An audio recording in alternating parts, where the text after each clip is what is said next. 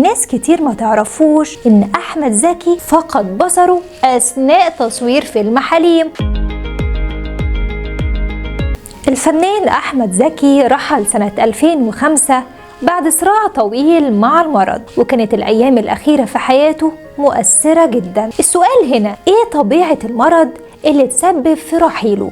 وايه تفاصيل ايامه الاخيرة؟ وايه وصيته لابنه هيثم؟ وايه حكاية فقدانه للبصر لمدة 10 ايام؟ كل ده هتعرفوه معانا في الفيديو ده. فارق الفنان احمد زكي الحياة يوم 27 مارس 2005، وكان عمره وقتها 58 سنة بعد صراع طويل مع مرض سرطان الرئة. وكشف الدكتور اللي كان بيعالج أحمد زكي إنه كان بيقاوم المرض في أول 9 شهور، لكن اتدهورت حالته مع الوقت، لكنه كان بيعافر برضه لآخر لحظة. وبرغم إن حالته الصحية كانت صعبة، أصر إنه يصور فيلم حليم. واللي الناس كتير ما تعرفوش إن أحمد زكي فقد بصره أثناء تصوير فيلم حليم، وهو نفسه اتفاجئ بفقدان بصره وهو على مسرح مدرسة السعدية اللي كان بيصور فيها آخر مشهد في فيلم حليم، وهو بيشاور للناس وقتها. وقال للدكتور اللي كان معاه لحظة بلحظة ومش بيسيبه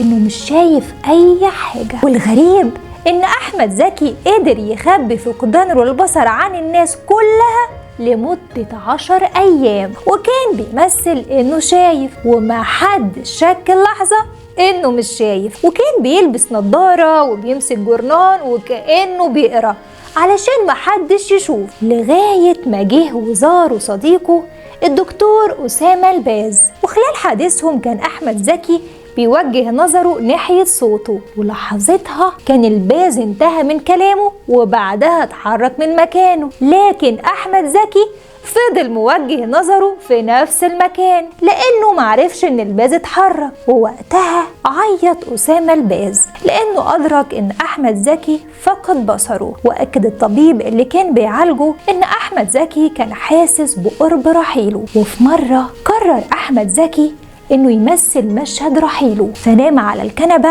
ومثل مشهد تخيلي كامل مع ملك الموت. ولما انتهى من المشهد وقف وقال للدكتور: أنا هنزل أجهز العزا بتاعي في الحمدية الشاذلية. وأكد الطبيب إنه من شدة إتقان أحمد زكي لتمثيل المشهد اعتقد إنه بيحتضر بجد. وقالت الفنانة رغدة اللي كانت معاه خطوة بخطوة في رحلة مرضه إن في يوم رحيل أحمد زكي الصبح حط إيده على كتفها وقال لها: يلا خلاص لم حاجتك وروحي. وده لأنه كان حاسس إنه هيفارق الحياة في اليوم، وفعلا حصل. وقبل رحيل أحمد زكي طلب يشوف ابنه هيثم، وقال له إنه حاسس إنه هيفارق الحياة قريب، ووصاه وهو بيبكي إنه يحافظ على نفسه من مغريات الدنيا. فحبس هيثم دموعه، وأول ما خرج من الأوضة انفجر في العياط. قولوا لنا بقى، إيه أكتر عمل فني بتحبوه لأحمد زكي؟